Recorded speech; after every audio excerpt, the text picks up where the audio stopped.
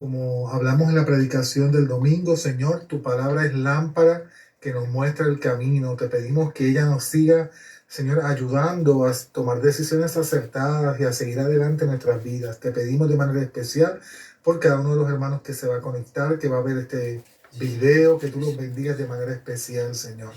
En el nombre de Jesús te damos gracias. Amén y amén. Amén. Hoy estamos en la quinta parte del tabernáculo.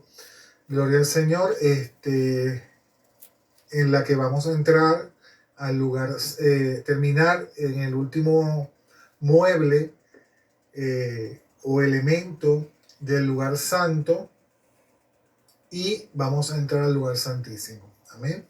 Así que con el estudio de hoy, terminaríamos lo que es en sí el tabernáculo.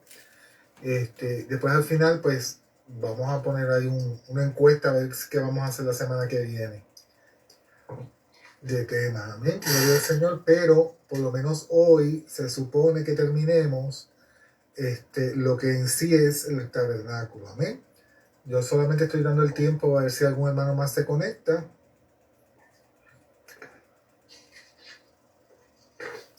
Pero vamos entonces a empezar con lo que llegaron temprano. Así que comenzamos entonces en esta noche. Entramos al lugar santo la semana pasada y en el lugar santo vimos la mesa de la proposición o de los panes, y también vimos el candelabro o candelero. Esos fueron los dos elementos que vimos la semana pasada en el estudio bíblico, que uno estaba, ¿verdad? La mesa de los panes estaba, ¿a dónde estaba la mesa de los panes cuando uno entraba? A la derecha. A la derecha, ¿verdad? A la derecha estaba la mesa de los panes y a la izquierda estaba el candelero, que era la única fuente de luz, ¿verdad? Dentro del lugar santo y del lugar santísimo. No tenía ventanas, o sea, no había otro método por donde podía entrar luz, o otra manera por donde podía entrar luz, sino a través del candelero o candelabro, ¿verdad? Y hoy vamos a estudiar el elemento o el mueble que se encontraba de frente, delante de el velo o de las cortinas que separaban el lugar santo del lugar santísimo, que tenía 5 columnas, ¿verdad? Revestidas de oro con base de plata, de las cuales colgaba, ¿verdad? Y sujetaba el techo, aguantaba el techo y sujetaba lo que le llamaban el velo, ¿verdad? Que era en sí como la puerta. Esa cortina era como la puerta para entrar al lugar santísimo. Y delante de esa puerta o entrada o velo estaba el instrumento o el elemento o el mueble que vamos a ver en esta noche, que es el altar de incienso. Eso está en Éxodo capítulo 30, es donde se encuentra, ¿verdad? Cuando se habla en uno de los sitios, porque se habla en varias partes, ¿verdad? Pero en uno de los sitios donde se habla del altar de incienso. Este altar es llamado también el altar que está delante de Jehová. Eso está en Levítico 16-18. Dice, no encontramos mención de él hasta el capítulo número 30 de Éxodos. Cuando los otros vasos, con la excepción de la fuente, se mencionan en los capítulos 25 al 27, la razón parece estar en la asociación entre el altar de incienso y la obra de Cristo como sumo sacerdote. Este mueble representa su ministerio en el cielo. O sea, este mueble, el altar de incienso, representa el ministerio de Cristo en el cielo como sumo sacerdote que intercede ante el Padre por nosotros. Dice, ante la mesa, en el lugar santo tenemos comunión, por la lámpara tenemos luz, y delante de este altar, ¿verdad? Delante de este altar, del altar de incienso, tenemos fragancia. Siendo su propósito el de quemar incienso al amanecer y al atardecer sobre él, lo cual era una de las tareas diarias del sacerdote. Déjenme ampliar esto un poquito. Una de las tareas diarias del sacerdote. ¿Verdad? Había unas tareas del sacerdote que eran diarias, había unas que eran una vez a la semana, y ahí había unas tareas que eran anuales. ¿Cuáles eran las tareas que eran semanales? A ver si alguien se acuerda de una que hablamos la semana pasada. Perdóneme, diarias. ¿Alguna tarea diaria de los sacerdotes? Mantener el aceite del candelero. ¿Verdad? Mantener el aceite del candelabro, del candelero, que siempre estuviera encendida, ¿verdad? Esa lámpara, ese candelero. Y otra es el que siempre en el altar de incienso, ¿verdad? Hubiera incienso quemándose con el olor fragante frente o dentro del lugar santo, ¿verdad? Esas eran dos de las funciones del sacerdote diarias. Había una que era una vez a la semana. ¿Cuál era? ¿Y qué día?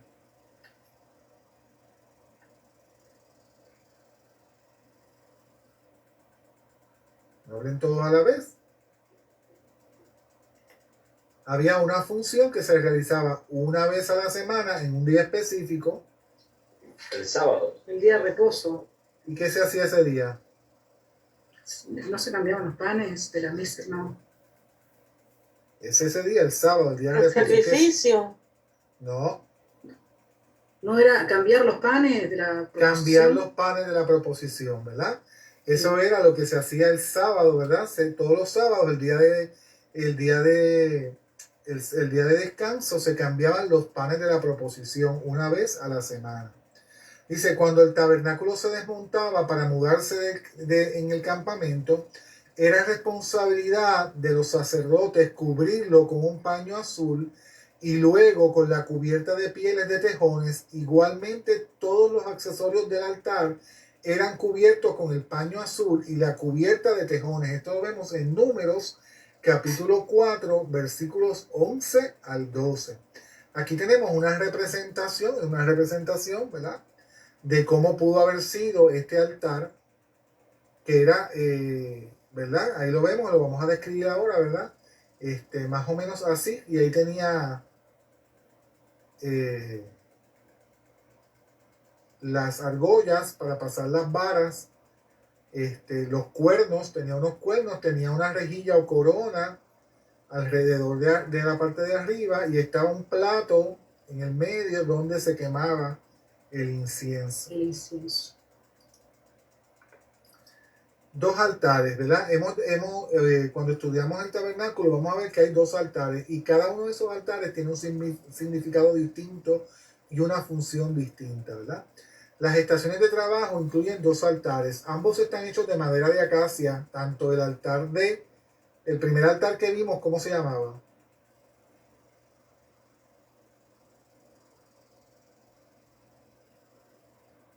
Cuando entramos al atrio había un altar que era el primer mueble que se veía y se llamaba el altar del Holocausto. holocausto o altar de bronce, ¿verdad que sí? Ambos estaban hechos de acacia, ambos tenían cuernos, ambos tenían anillos, ambos tenían varas y ambos guardaban fuego. La diferencia entre ambos, además del tamaño y de la forma, era del material de que estaban cubiertos. El altar de incienso estaba cubierto de oro. Sin embargo, no había animales ni mortandad sobre el altar que se quemaba incienso. Eso era sobre el altar de bronce, donde se sacrificaban, ¿verdad?, los animales. Allí solamente se ponía incienso. Había fuego aquí y el sacerdote lo traía en su incensario desde el altar de cobre o el altar de sacrificio. Él traía las brasas que se hacían en el altar de bronce, ¿verdad? Él usaba esas brasas, las ponía en un incensario y esas brasas eran las que él llevaba al altar de incienso. El fuego ardía continuamente sobre el altar y constantemente se derramaba sangre sobre él. El fuego ardía pero el incienso se consumía. Había una excepción y de ella hablaremos más adelante. Ambos altares tipifican la persona y la obra de Cristo, pero de dos maneras distintas. En el altar de cobre o el altar de bronce o el altar de sacrificio hay un cuadro de Cristo muriendo por nosotros, representado el sacrificio de Cristo en la cruz del Calvario. Pero ante el altar de oro, Él vive por nosotros. Es la obra redentora de Cristo en el cielo, en su labor de sumo sacerdote. Un altar estaba afuera, ilustrando a Cristo en la cruz, pero el otro estaba adentro, ilustrando a Cristo en el cielo. El tema del primero es el fuego y el segundo es la fragancia. Acuérdense que el primero que estamos hablando es el de bronce y el segundo, el de incienso, que es el que estamos estudiando en esta noche. La sangre fue derramada sobre el altar afuera, el Calvario. El hecho es que en el altar de oro hubiera sido inútil sin el altar de oro hubiera sido inútil sin el altar de cobre, ¿verdad? Había una función primera del altar de cobre o de bronce o de sacrificio, que era el prender el fuego, el sacrificar, y de ese altar se tomaban dos cosas: del altar de bronce o altar de incienso de cobre, de bronce, como usted le quiera llamar, o de sacrificio, se sacaban dos cosas. Una era las brasas, Las cenizas, y el otro era la que la grosura, ¿no era de los animales? la sangre. La sangre. Esas eran dos cosas que se sacaban de ese altar de sacrificio, ¿verdad? Todo israelita tenía acceso al altar de afuera, ¿verdad? Cuando las cortinas estaban abiertas, que llevaban los sacrificios, todos podían ver el altar de bronce o el altar de sacrificio. Pero solo los sacerdotes podían ver el altar de adentro. El sacerdote daba la espalda al altar de cobre al oficial ante el de oro. Recordemos que el problema del pecado fue resuelto una vez por todas en el Calvario. O sea, una vez el sacrificio del Calvario, de Jesús en el Calvario, nuestros pecados fueron perdonados, y entonces por eso dice que el sacerdote le daba la espalda, como así decirle, la espalda al pecado, y ahora lo que le ofrece ante Dios es otra cosa. ¿Amén? La forma y la ubicación de este altar de incienso. Así como su contraparte, este altar era cuadrado. El altar de incienso tenía unas dimensiones más o menos, ¿verdad? Eran modestas, de 45 centímetros por 45. Era cuadrado, 45 por 45, y tenía 90 centímetros de altura. Eso más o menos, esas eran las dimensiones. Acuérdense que en la Biblia nos da por codos. Pero esto más o menos eran las dimensiones del altar de incienso. Él no respeta rangos según la estima humana. Todos los suyos pueden acudir confiadamente al trono de la gracia.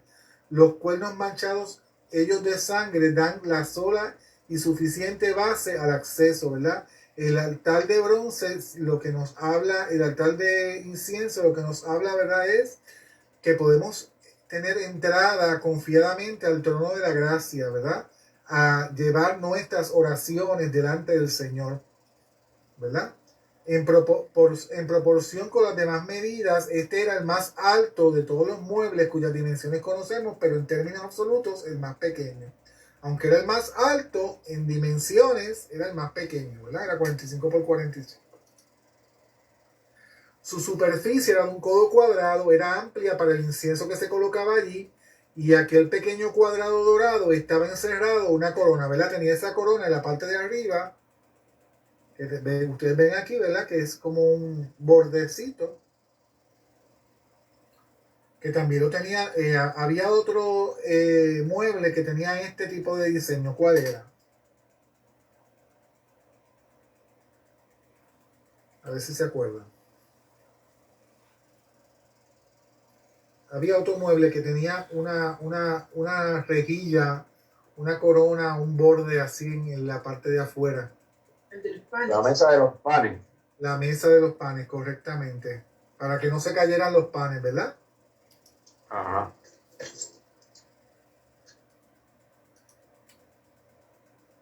No había corona perdóneme. Un colocador era amplia para el incienso que se colocaba aquí. Un pequeño cuadrado dorado estaba encerrado en una corona. No había corona en derredor del altar de cobre, ¿verdad? En el altar de cobre no había corona. La única corona del Calvario fue la que los hombres tejieron de espinas, ¿verdad? Pero ahora Cristo, que está sentado en las alturas, en la dignidad de su señorío, Dios ha hecho a este mismo Jesús Señor y Cristo. Juan no lo vio sentado sobre una nube blanca coronado de espinas, lo vio con una corona de oro, ¿verdad? Porque ahora, como acuérdense que todo lo que está dentro del lugar santo y del lugar santísimo son representaciones del cielo. Por eso es que están los querubines. Por eso es que todo era de oro, ¿verdad? Es la parte celestial. El altar estaba frente al velo, delante de Jehová, como dice en Levítico. Si es que el velo lo permitía, la fragancia de su incienso penetraría hasta el lugar santísimo, a la misma presencia de Dios. No había chimenea en el tabernáculo, o sea que lo que salía de ahí, ese olor fragante se quedaba impregnado en todas las cortinas, en todo el lugar, ¿verdad? En todo ese lugar. Habían tan solo 2 anillos fijados en este altar de incienso. Ahí dice que sugerimos que estaban en, ¿verdad? Este teólogo que yo usé esta descripción, él sugiere que estaban sobre las esquinas en forma diagonal para poder pasar los palos de esa manera y cargarlo. Porque la Biblia no dice en qué esquina estaban. Solamente dice que habían 2 anillos. Pero la lógica sería que pasara una varita por aquí así y otra varita así y lo pueden llevar entre los dos. No sé si se explica. Y quedar en forma de rombo diagonal el altar, ¿verdad? Porque si las ponen sobre las dos sobre la misma esquina, lo llevan así, se cae. Así que por lógica, él dice que debería estar de esa manera. Aquí vemos la ubicación, ¿verdad? En el lugar santo. Entramos al lugar santo por aquí. Teníamos la mesa de la proposición de los panes a mano derecha. A mano izquierda teníamos el candelabro. Y frente a ellos estaba el altar de incienso, que es el que estamos viendo en esta noche, que estaba frente al velo, con las 4 columnas que sostenían el velo y sostenían el techo, ¿verdad? Que separaban el lugar santo del lugar santísimo.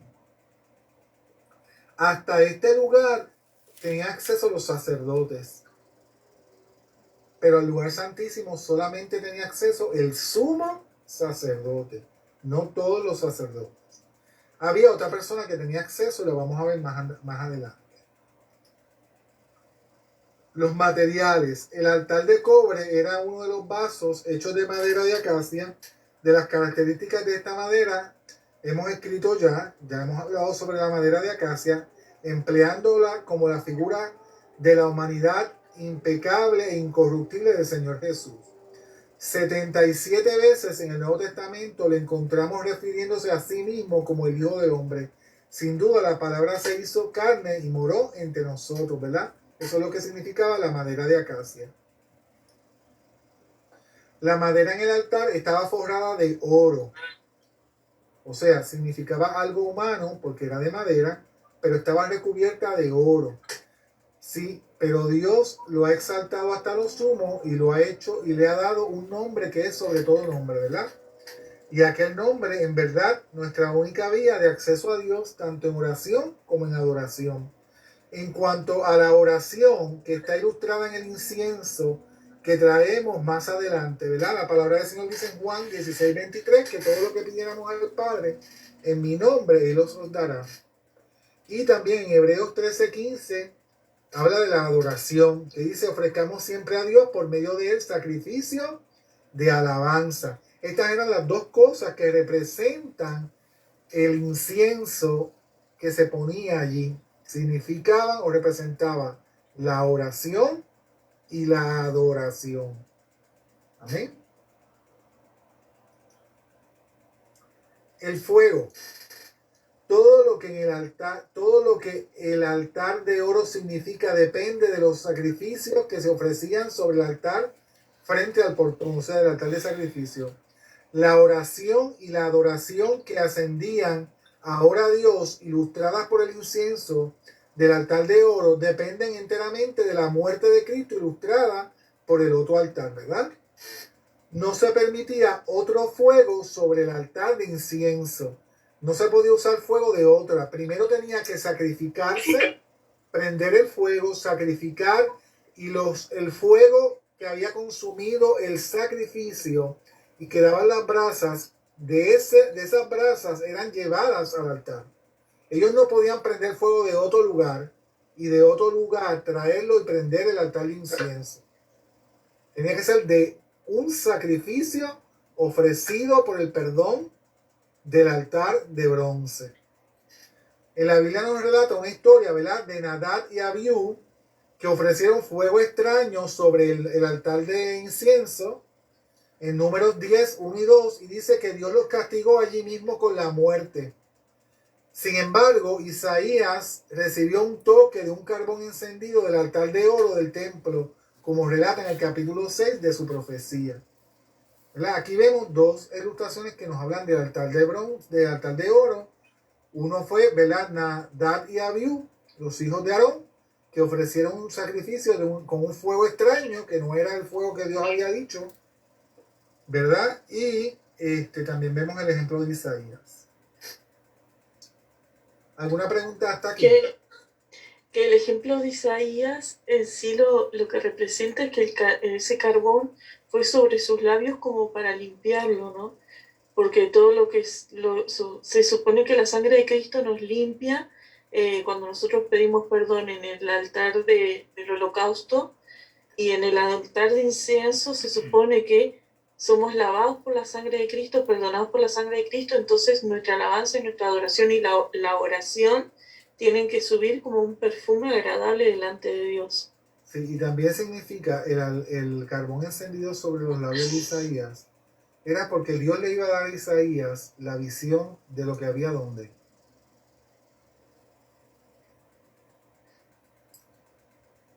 La visión de Isaías, ¿qué era lo que veía Isaías? Él dice que él vio sentado al Señor en su trono. ¿Verdad que sí? Él estaba viendo una visión celestial. Amén. Así que ese carbón encendido del altar de oro, del altar de incienso, del lugar santo, le dio a Isaías como la aprobación de hablar lo que había allá adentro, lo que estaba en el cielo. Acuérdense que el lugar santo y el lugar santísimo lo que significa es la parte celestial, por eso estaba recubierto completo de oro, ¿verdad?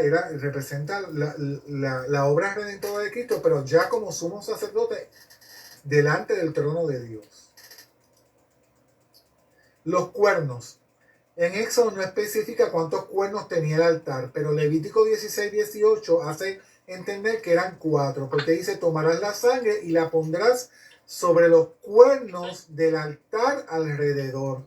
Entonces por eso es que se entiende que habían 4 cuernos alrededor del altar, ¿verdad?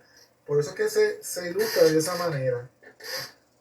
Pero no, la Biblia no especifica si eran 2, si eran 3, si eran 4, pero como entendemos que era 4, porque el altar de bronce tenía 4 en las 4 esquinas, y aquí dice que eran alrededor, así que se entiende, ¿verdad? Los estudiosos entienden que eran 4 cuernos.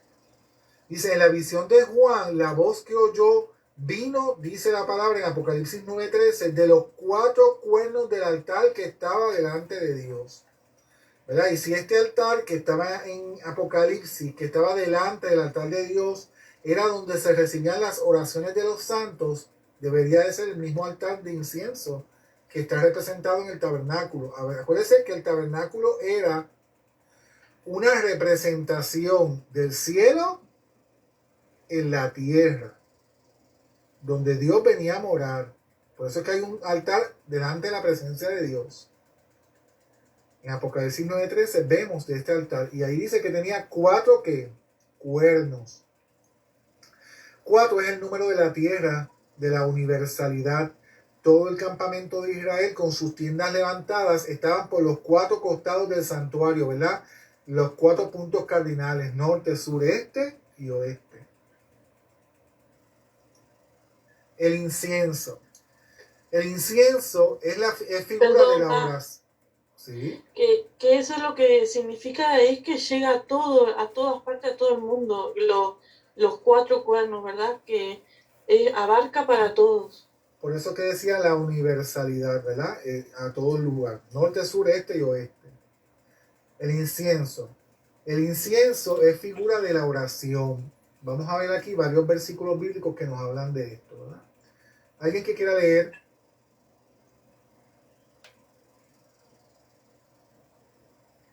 Ya están ahí los versículos para que ustedes los lean.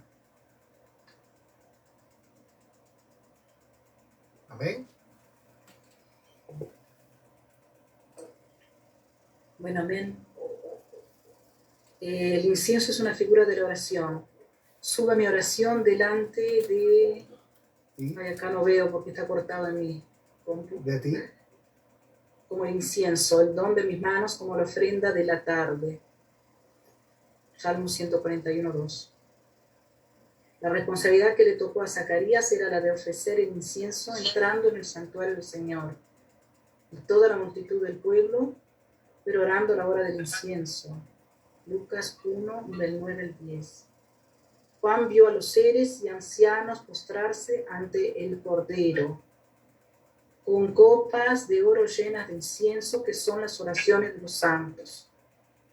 Al abrirse el 7º sello en el cielo, un ángel se paró ante el altar con un incensario de oro y se le dio mucho incienso para añadirlo a las oraciones de todos los santos sobre el altar de oro que estaba delante del trono. Apocalipsis 5, 8 y 3. Aquí vemos, ¿verdad? En distintas partes de la Biblia que nos da que el incienso es símbolo de la oración. Amén. Gloria al Señor. Por eso es que el símbolo que se le da es de oración y de adoración al incienso. Los ingredientes del incienso del tabernáculo se especifican en Éxodo capítulo 30, 34 al 38 e incluyen elementos desconocidos para nosotros. A ningún israelita se le permitió copiar la fórmula. La oración por receta humana no es aceptable para Dios y vana repetición le es ofensiva, ¿verdad? La oración tiene que ser individual. Nosotros no rezamos, nosotros oramos. Hay una diferencia en rezar y orar. ¿Qué es rezar, hermanos? Rezar a repetir lo que otro está diciendo o leer una cosa repetida, digamos. ¿Verdad? Y la Y oración orar es sale una, de nosotros. la oración es una comunicación personal entre tú y Dios, ¿verdad? 4 de los ingredientes eran de igual peso, mezclados para recordarnos que nuestra oración sea sazonada con sal. Algunos elementos en esta receta divina se usaban en cantidades muy reducidas, pero eran esenciales para producir el aroma que Dios deseaba. Era la acción del fuego sobre el incienso que sacaba el olor grato. Aquel fuego que había consumido el sacrificio en bien del pecador, ahora aporta valor a la ofrenda puertas adentro. Aquí vamos a ver, estos versículos que vamos a ver ahora son Éxodo 30, 34 al 38, que nos habla de los ingredientes del incienso. ¿Alguien que los quiera leer? Amén. Amén. Dijo además Jehová a Moisés: toma especias aromáticas, estacte y uña aromática, y galvano aromático, e incienso puro, de todo en igual peso, y harás de ello el incienso un perfume según el arte del perfumador, bien mezclado, puro y santo. Y molerás parte de él en polvo fino, y lo pondrás delante del testimonio en el tabernáculo de reunión, donde yo me mostraré a ti, os será cosa santísima. Como este incienso que harás, no os haréis otro según su composición. Te será cosa sagrada para Jehová. Cualquiera que hiciere otro como este para olerlo, será cortado de entre su pueblo. ¿Verdad? Amén. Aquí vemos las instrucciones de cuando se hizo el incienso. ¿Verdad? La primera parte nos dice toma especies aromáticas y no nos dice cuáles eran las especies aromáticas, por eso que hay ingredientes que la Biblia no nos dice cuáles eran. Sí nos dice, ¿verdad? Estaque, uña aromática, galvano aromático, incienso puro, ¿verdad? Pero no nos dice cuáles eran esas especies aromáticas, no nos las menciona. Y también dice que no se podía hacer esta composición o esta mezcla, no la podían hacer los israelitas para el uso personal, solamente era para Sagrado. Jehová, ¿verdad? Era sagrado, era santo. ¿Alguna pregunta sobre el altar de incienso? Porque vamos a pasar ahora al lugar santísimo. ¿Sí? ¿No? Seguimos. Hermano, acuérdense que yo estoy haciendo una enseñanza bastante por encima, por así decirlo, o general, porque si fuéramos a estudiar cada uno de estos elementos a profundidad, estaríamos el año entero estudiando el tabernáculo, ¿verdad? Y estamos haciendo una pausa en el estudio de los libros de la Biblia, cuando estuvimos en el Pentateuco, y nos detuvimos haciendo este paréntesis en el tabernáculo, porque a ustedes les había gustado la idea, por eso es que lo hicimos, pero no nos podemos quedar ahí todo lo que queda de año en esto, ¿verdad? Hay que seguir. Vamos a ver el lugar santísimo. Lo primero que nos encontramos antes de entrar al lugar santísimo era el velo. En Éxodo 26, 31 al 34 dice: también harás un velo de azul, púrpura, carmesí y lino torcido. Estos eran los mismos colores que se habían utilizado en la cortina de lino que estaba encima del tabernáculo, ¿verdad? Y lo pondrás sobre 4 columnas de madera de acacia cubiertas de oro, y sus capiteles de oro y sus basas de plata. Y pondrás el velo debajo con los corchetes, y meterás allí del velo adentro el arca del testimonio. Y aquel velo os hará separación entre el lugar santo y el santísimo. Pondrás el propiciatorio sobre el altar del testimonio en el lugar santísimo. Esta es la información que se nos da, ¿verdad?, acerca del velo. El lugar santísimo era la cámara más interior de la morada del tabernáculo y verdadero corazón de la misma. En un sentido, todo lo demás, el atrio, el lugar santo, convergían en este punto, de manera que sin lugar a duda, ¿verdad?,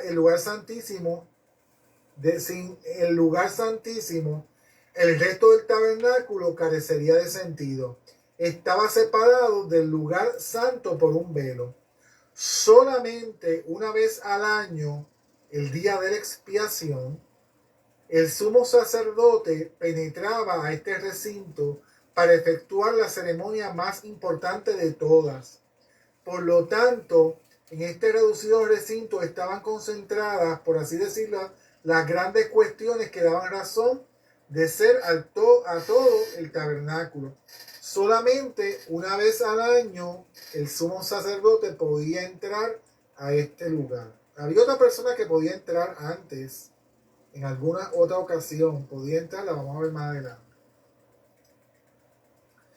La sala medía 10 codos en cada dirección, unos 4,4 metros de longitud, ¿verdad? Era cuadrada. Tenía 4,4 metros de longitud, de anchura y de altura. Las paredes de los lados, norte y sur y oeste, eran las tablas cubiertas de oro. Al lado este estaba suspendido el velo con los múltiples colores, repleto de querubines. Arriba en el techo, de lino fino bordado, los mismos colores que en el velo. En la puerta del cielo hay solo oro. es la puerta al cielo, perdón. Aquí hay solo oro y posiblemente nunca se oyó en este recinto voz alguna excepto la de Moisés. Nunca ha penetrado luz creada ni luz natural. En el atrio hay luz del sol y en el lugar santo la de la lámpara. Pero aquí en el lugar santísimo solo lo que los judíos había solo lo que los judíos llamaban la Shekinah, que significaba, ¿verdad?, el resplandor o la gloria de Dios. No hay dónde sentarse. Y por cierto, se permitía que solamente 2 varones en todo el campamento de Israel entraran en una misma época. Moisés, el solo mediador de Israel, entraba siempre que Dios lo llamara. En Éxodo 25:20 dice, de allí me declararé a ti y hablaré contigo de sobre el propiciatorio de entre los querubines que están sobre el arca del testimonio, todo lo que yo te mandare para los hijos de Israel. Así que el sacerdote entraba una vez al año, pero había otro personaje que podía entrar las veces que Dios le dijera, y este era Moisés. Amén. Era el lugar donde, después del monte Sinaí, pues era el lugar donde Dios hablaba con Moisés. Amén. En el libro de Levítico comienzan con las palabras, llamó Jehová a Moisés y habló con él desde el tabernáculo de reunión, ¿verdad? Y era el lugar de encuentro que tenía Jehová con Moisés. Quizás podía entrar en otras oportunidades, no podemos decir con certeza, pero Números 7:89, 8 y 9, perdón, dice, cuando entraba Moisés en el tabernáculo de reunión para hablar con Dios, oía la voz que le hablaba de encima del propiciatorio que estaba sobre el arca del testimonio de entre los 2 querubines, ¿verdad? Allí era donde Moisés escuchaba la voz de Dios. El sumo sacerdote Aarón y los que le siguieron en esta alta investidura, ¿verdad?, los que después fueron sacerdotes, sumos sacerdotes después de Aarón, entraban en este recinto una vez al año en el día 10º del mes 7º. Le era permitido hacerlo solo con la sangre, la cual el sumo sacerdote ofrecía para sí y para todos los pecados del pueblo. No encontraba nada sino el arca, ¿verdad? Cuando el sumo sacerdote entraba, lo único que había en el lugar santísimo era el arca del pacto. Aquí vemos, ¿verdad?, la representación, la ubicación del arca del pacto. Este es el lugar santísimo. Y el arca del pacto estaba ahí, en el lugar santísimo. Es el único mueble que estaba en el lugar santísimo. El cofre o arca del pacto. Esto lo encontramos en Éxodo 25 del 10 al 16. ¿Alguien que quiera leer? Amén. Amén. Harán también un arca de madera de acacia, cuya longitud será de 2 codos y medio, su anchura de codo y medio y su altura de codo y medio, y la cubrirás de oro puro por dentro y por fuera, y harás sobre ella una cornisa de oro alrededor. Fundirás para ella 4 anillos de oro, que pondrás en sus 4 esquinas, 2 anillos a un lado de ella y 2 anillos al otro lado. Harás unas varas de madera de acacia, las cuales cubrirás de oro, y meterás las varas por los anillos a los lados del arca, para llevar el arca con ellas. Las varas quedarán en los anillos del arca, no se quitarán de ella, y pondrás en el arca el testimonio que yo te daré. Éxodo 25, 10 al 16. ¿Verdad? Aquí están las instrucciones de la construcción de esa arca. A diferencia de los demás elementos de los muebles del tabernáculo, que tenían también aros y varas, esas aros y varas no se quedaban en los muebles, pero en este elemento o en este mueble, en el cofre o en el arca del pacto, se da la instrucción de que las varas queden todo el tiempo puestas, ¿verdad?, en el arca. Por eso es que usted ve la representación de ella con las varas puestas. Dice, el arca se menciona en primer lugar entre los vasos del tabernáculo. Y la lección que aprendemos es que Dios comienza con Cristo. ¿Verdad? Yo se lo dije cuando comenzamos a estudiar el tabernáculo, que comenzamos a estudiar de afuera hacia adentro. Desde los atrios hacia el lugar santo, el lugar santísimo. Pero en la Biblia está al revés. Lo primero que se nos presenta es el arca. Porque, como dice aquí, ¿verdad? Aprendemos que todo comienza con Cristo. Era un poco más grande que lo típico baúl de un viajero, hecha de madera de acacia, forrada por dentro y por fuera de oro puro. Su tapa, llamada propiciatorio, era una barra de oro puro que incluía 2 querubines con alas extendidas labradas del mismo lingote de oro. Del contenido hablaremos más adelante, ¿verdad? Era una caja de madera recubierta de oro con las medidas que dimos anteriormente y tenía una cornisa donde reposaba la tapa o propiciatorio. Esa tapa no era de madera recubierta de oro, esa tapa era de oro puro. Y en esa misma tapa estaban labrados encima de esa tapa 2 querubines con sus alas extendidas. Los querubines no eran unos elementos externos o apartes que se pegaron a la tapa. Dice que eran parte de la tapa. O sea que fue todo esculpido del mismo oro. Era una sola pieza. No era una pieza distintas. Aquí vemos una representación del arca, ¿verdad? Este es el arca con sus anillos y sus varas de oro. Vemos alrededor, ¿verdad? La cornisa y la tapa que está con los querubines con sus alas extendidas es el propiciatorio, y esto todo era de oro puro. La caja era de madera revestida de oro, ¿verdad? Pero la parte del propiciatorio o tapa con los querubines era de oro puro. Todos sabemos de qué se trata, de otro hermoso tipo de nuestro Señor Jesucristo. Nadie le puede comprender. Nadie conoce al Hijo sino el Padre. Mateo 11:27, ¿verdad? Todo lo que se refiere es que nadie tenía acceso a esto. Nadie podía entender la razón, ni que los israelitas ni entendían ni lo que había allá adentro, porque ellos nunca lo iban a ver. ¿Ven? Este vaso es una figura, o este instrumento es una figura de la manifestación de Dios en Cristo. Habla de lo que Él era en sí, mientras de lo que los otros vasos hablan de lo que Él realizó.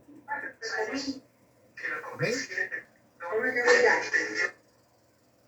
El arca con el propiciatorio es entonces el mueble principal del tabernáculo en lo que se refiere a doctrina, y es el mejor tipo de él entre todos los muebles. Como dice aquí, ¿verdad? Los demás muebles representaban la obra de Cristo. El arca representaba a Cristo. ¿Se entiende? Su presencia, la presencia de Dios. No era símbolo de algo, era la presencia de Dios. No era símbolo de sacrificio, no era símbolo de oración, no era símbolo de las tribus, no era símbolo de luz. El arca era símbolo de Él mismo, ¿verdad? Figura en primer lugar en tanto las instrucciones y el relato sobre la realización de la obra, y el arca propiamente dicho sostenía lo que había de la gloria de Dios, ¿verdad? En el relato bíblico, lo primero que vemos, la primera elemento o mueble que se da las instrucciones era las del arca. El arca no solamente encabezaba la historia inspirada del tabernáculo, sino tomaba el primer lugar en la marcha de Israel. Cuando se empacaba todo para moverse de un lugar a otro, lo primero que iba era ¿qué? El arca. ¿Por qué el arca era lo primero que iba?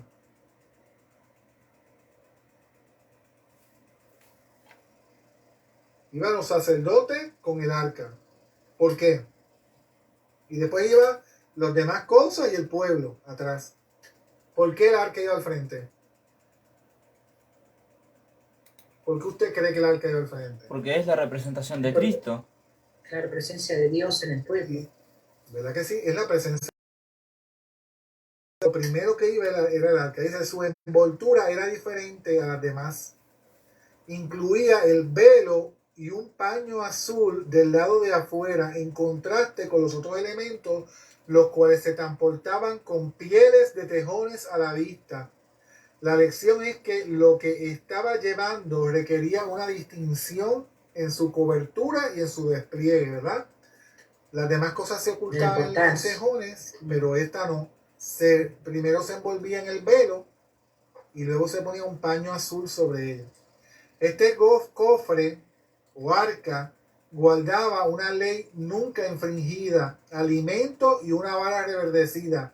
Sangre estaba esparcida sobre su tapa y a su pie. Todo esto habla de Cristo. El gran significado de esta arca parece ser la presencia de Dios entre su pueblo, sobre la base de ¿qué? De la obediencia a Dios. Acuérdense que el pecado entró a la humanidad, ¿por qué? Porque comieron de la fruta. ¿Por qué entró el pecado? Por desobediencia del hombre. Claro, por la desobediencia. ¿Verdad? Esta es la raíz del pecado, la desobediencia. No fue el comer. El comer era la instrucción, ¿verdad? Lo que hizo que el pecado entrara fue la desobediencia, ¿verdad? Así que la obediencia a Dios, ¿verdad? Es el significado principal que vamos a encontrar en esta arca, en este mueble. ¿Por qué, hermanos? Porque la presencia del Señor va con nosotros y nosotros somos ¿qué?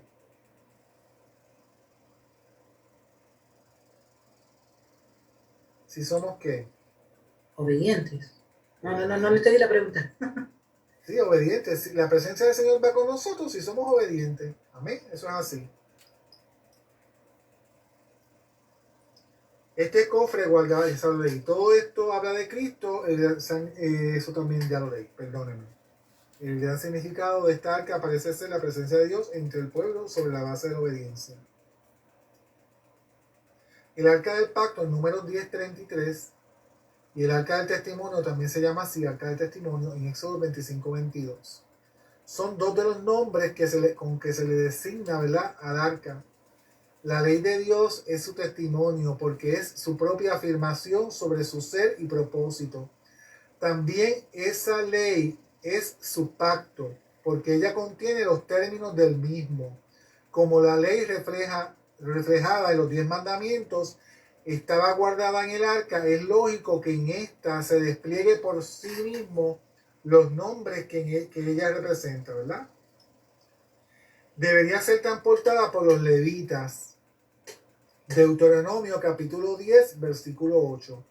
Pronunciándose una invocación al marchar, al comenzar a marchar y al detenerse. Eso está en Números 10, 35 al 36. Aunque en el paso del Jordán, en Jueces 3:6, y en la toma de Jericó, Jueces 6:6, son los sacerdotes quienes llevan el arca. Cuando el tabernáculo se desmontaba para mudar el campamento, era responsabilidad de los sacerdotes cubrirlas con el velo y poner encima la cubierta de tejones, siendo el conjunto tapado con el paño azul. Números 4, 5 al 6. Estaba hecha de madera acacia y aquí están las dimensiones en centímetros. Era de 115 centímetros por 70 centímetros por 70 centímetros. El contenido que había dentro del arca. Esta arca no siempre guardaba lo mismo. Esto lo vamos a ver que en Hebreos 9 nos menciona unas cosas. Afirma que contenía una urna de oro. En Hebreos 9 dice que contenía una urna de oro que contenía el maná, la vara de Aarón que reverdeció y las tablas del pacto.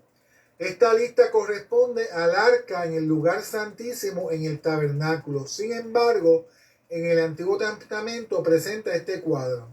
En Éxodo 16, 34 y 33 y 34 dice: toma una vasija y pon en ella un gomer de maná y ponlo delante de Jehová. Y Aarón lo puso delante del testimonio para guardarlo. En esta ocasión de Éxodo 16, 34, 33 y 34 solamente está el testimonio, que dijimos que el testimonio era ¿cuál?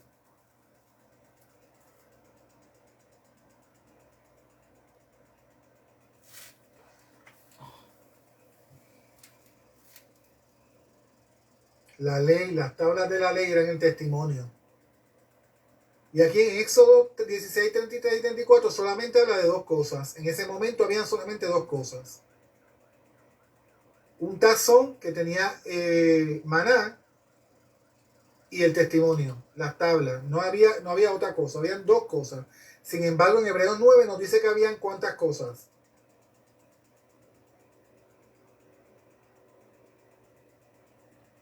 ¿Qué dice en Hebreos? Una vasija como gomer de maná y La vara de Aarón. La vara de Aarón, la vara el de maná y las maná. tablas. En Hebreos 9 dice que estaba eso, ¿verdad? Así que parece que en distintos momentos hubo distintas cosas dentro del arca. Siempre estuvieron las tablas, siempre hubo maná, pero parece que en un momento estuvo la vara de Aarón delante del testimonio, dice envuelve, o debía decir envuelve, perdón.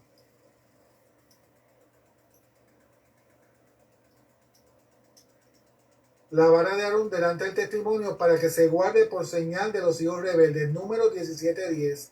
Después de la rebelión de Coré, Datán y Abiram. En el arca ninguna cosa había sido las dos tablas de piedra que allí había puesto Moisés en Horeb, Primera de Reyes 8:9, cuando el arca fue colocada en el templo recién construido. Perdón. El testimonio se refiere a las dos tablas en las cuales los 10 mandamientos estaban grabados para guardar estas en el cofre. Se llamaba, por eso que se llamaban el arca del testimonio. Se ve que estamos ante la figura clara de Jesucristo como fiel exponente y cumplidor de la ley en el Antiguo Testamento, del Antiguo Testamento. No era permitido abrir el arca para dejar a vista las tablas de la ley. No era permitido. La vasija de oro que contenía maná era recordatorio de que Dios había suplido alimento a su pueblo en el desierto. Él se ocupó de los suyos en su peregrinación, aun cuando fue prolongada por 2 años a 40 años, ¿verdad? De 2 a 40, porque ellos no confiaban en la provisión que esperaban en Canaán. La vasija de maná se debía guardar por vuestras generaciones como recuerdo de lo que Dios hizo por ellos en el desierto. Su preservación fue milagrosa, ya que el maná solo duraba un día o dos, dependiendo, porque cuando era viernes, el viernes tenían que recoger una doble porción porque el sábado no podían recoger. Así que el maná solamente duraba eso. Sin embargo, el maná que estaba dentro del arca se preservó, ¿verdad? Milagrosamente. ¿Alguien que quiera leer?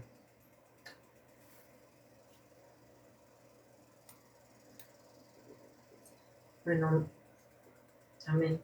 Amén. Estábamos en Moisés, puso estos palos secos ante Jehová, delante de... Al haber podido hablar. Al haber podido hablar la vara de Aarón, hubiera relatado una historia triste. Al haber podido hablar, la vara de Aarón hubiera relatado una historia triste. Lo que sabemos de los acontecimientos está narrado en Números, ahí me falta un pedacito, y dice capítulo 17. Capítulo 17. Coré, Abraham y Abiram deseaban ser grandes y se rebelaron contra Moisés y Aarón. Jehová mandó que la cabeza de cada tribu trajera su vara y, ¿qué dice Pastor? Inscribiera su nombre en ella. Aarón representaba la tribu de Leví. Moisés puso estos palos secos ante Jehová delante del arca del testimonio. A la mañana siguiente, la de Aarón había reverdecido. Daba evidencia de que se ratificó su sacerdocio. La vida de entre la muerte es típica del sacerdocio. ¿Está bien ahí? Sí, O el sacerdote. divino. Divino. Nuestro gran sumo sacerdote, habiendo muerto, vive. Las tablas De la ley, de la ley, como hemos visto, son una figura de la vida del Señor, cual hombre entre los hombres. entre los hombres, mientras que esta vara es una figura de la resurrección de Cristo, ¿no? Sí, Dice, y su vida eterna. y su vida eterna en las alturas. ¿Verdad? Aquí vemos la historia de la vara de Aarón, de esa vara que estaba ahí. ¿Ves que en cierto momento la vara no estaba adentro? Porque aquí dice, en el capítulo número 17 de Números, que ellos pusieron las varas delante Moisés puso las varas delante del arca del testimonio. Así que la vara todavía no estaba adentro. En algún momento la vara se puso adentro. Según Hebreos 9, la vara estaba adentro. Pero en ese momento todavía no estaba adentro. ¿Se entiende lo que quise decir, hermano? Amén, sí. La cubierta. Era tajantemente necesario para la salvación de un pecador que la ley y las tablas del pacto estuvieran cubiertas. El pecador no podía estar de pie en la presencia de un arca destapada. Y hay referencia en la Biblia de la muerte de 50,000 personas cuando un hombre tuvo la temeridad de mirar dentro del vaso sagrado. Por esto, el cuidado exigido para fijar el propiciatorio al cofre, de suerte que no se separara al ser trasladado. Esta seguridad la proporcionó la corona alrededor, ¿verdad? El borde alrededor de la tapa del propiciatorio, que encajaba exactamente dentro del marco. Estamos hablando de esto que está aquí alrededor.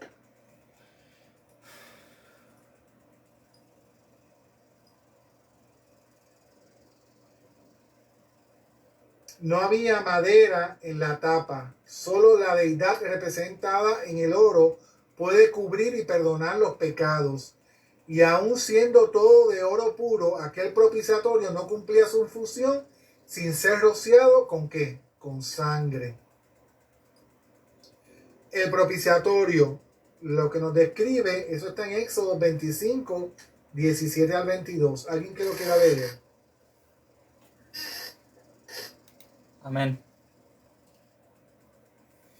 Y harás un propiciatorio de oro fino, cuya longitud será de 2 codos y medio y su anchura de codo y medio. Harás también dos querubines de oro labrados a martillo. Las harás en 2 extremos del propiciatorio. Harás pues un querubín en un extremo y un querubín en el otro extremo. De una pieza con el propiciatorio harás los querubines en sus 2 extremos, y los querubines extenderán por encima de las alas, cubriendo con sus alas el propiciatorio, sus rostros el uno enfrente del otro, mirando al propiciatorio los rostros de los querubines.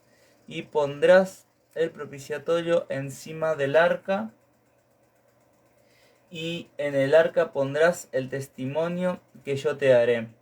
Y de allí me declararé a ti y hablaré contigo de sobre el propiciatorio de entre los 2 querubines que están sobre el arca del testimonio. Todo lo que yo te mandaré para los hijos de Israel.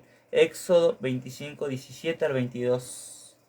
¿Verdad? Esta es la información, el pasaje bíblico que nos habla de la construcción del propiciatorio, que era donde se derramaba la sangre que representaba, ¿verdad?, la remisión de nuestros pecados, que representaba la sangre de Cristo perdonando los pecados del pueblo. La forma de propiciatorio, ¿verdad? Propiciatorio, que significa, que la palabra en hebreo es kaporet, quiere decir tapa, y se origina en el verbo de cubrir en el sentido de calafatear. Yo estaba leyendo un comentario bíblico acerca de que esta palabra propiciatorio, que significa caporet, se utiliza 2 veces más en la Biblia. 3 con esta. O sea, 3 cuando habla del propiciatorio del arca. Pero hay 2 ocasiones más que se habla de esta palabra que significa cubrir en el sentido de calafatear. Una fue en la cesta que construyó la madre de Moisés, que puso al bebé en el río. Dice que la calafateó para que el arca fuera impermeable, la canasta, cuando puso al niño en el río. Y la otra ocasión que la Biblia habla sobre esta palabra en hebreo caporet es cuando Noé construye el arca y la calafateó para que el agua no entrara. Significa, ¿verdad?, cubrir. ¿Qué cosa? Que las 2 ocasiones más, además de la del arca del propiciatorio, cuando se utiliza esta palabra caporet en hebreo, que significa propiciatorio, ambas ocasiones que se calafatea, que usted dirá, calafatear significa, hermanos, pasar como brea, ¿verdad?, a esa cosa, sí, para que se impermeabilice. Se impermeabilice para que no entre nada. ¿Verdad? Para que no entre el agua. Esta es la palabra utilizada para tapa, propiciatorio. En las 2 ocasiones donde la Biblia más menciona esto, que es en el arca de Moisés, de Noé, y en la canasta que llevó a Moisés, ambas tienen que ver con salvación. Dios salva a una familia y animales de cada una de las especies que había, ¿verdad? Las salva de la condenación eterna que se llevó la humanidad, ¿verdad? Y el niño es salvado en esta canasta calafateada de la muerte que se había extendido sobre los hijos de los israelitas. De Dios. ¿Verdad? Cómo esta palabra fue utilizada en aspectos que tienen que ver con la que... Con la salvación. Con la salvación. Dice, los querubines estaban frente uno al otro, contemplando la tapa rociada con sangre. No eran apéndices, sino partes íntegras de la plancha que cubría el arca. Eran símbolos de la presencia y la gloria de Dios, proclamando la misericordia y proclamando que la misericordia y la verdad se encontraron, ¿verdad? Eso es lo que significa el propiciatorio. Denme un segundito. Este es el estudio de hoy sobre el lugar santo. Terminamos de estudiar el altar de incienso y también vimos, ¿qué más? El velo, y también vimos, ¿qué más vimos?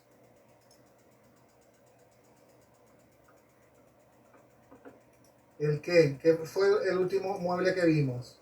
El arca. El arca del pacto, ¿verdad? Que contenía unas cosas importantes que todas referían a la obediencia que el pueblo tenía que tener. Denme un segundito porque yo estoy buscando una lámina que yo tenía y parece que se me olvidó ponerla. Se la voy a compartir ahora. Aquí está una lámina. ¿La ven? Usted puede ver lo que había dentro del arca.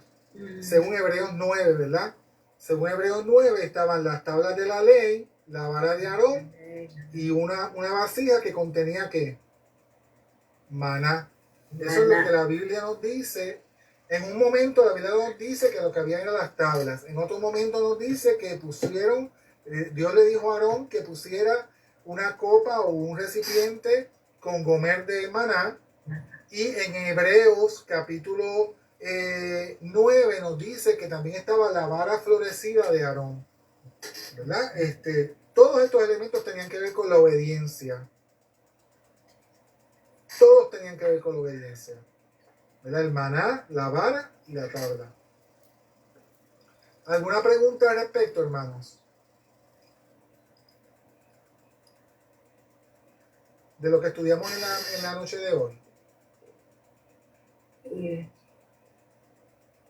No, simplemente que hay que leerlo bien detenidamente de nuevo varias veces, para mí por lo menos, Amén. para que vaya quedando Una pregunta, yo les mandé la presentación de la semana pasada no, yo no la tengo.